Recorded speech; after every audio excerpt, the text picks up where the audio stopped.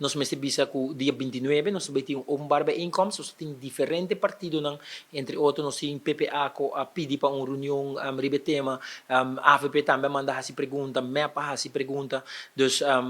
pensei me tomou contato com o ministro, pedia para nós fazer openbare bijeenkomst para nós adresar toda gente de viagem, e aí toda gente tá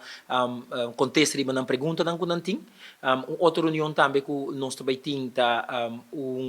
reunião que abordo em princípio yama para comision de asunto financiero e economico, riba e situacion de Merca, dus decisão que o presidente de Merca está tomando, que efeito não vai ter riba nosso país. Então nós chegamos a acordo junto com o presidente da comissão, que nós estamos fazendo também openbare bijeenkomst, e aí hoje passou a ter mais que comissão que pede para parte de peticion e para o ministro de tema. Dus ela vira, lá nos visa algo tiki mais amplo, com mais que comissão de Parlamento estava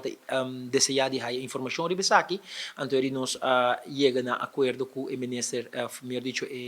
presidente da comissão de finanças, que nós estamos chamando hora de openbare bijeenkomst, e aí hora toda gente, não somente da comissão, mas o povo de sua totalidade, lo escuta,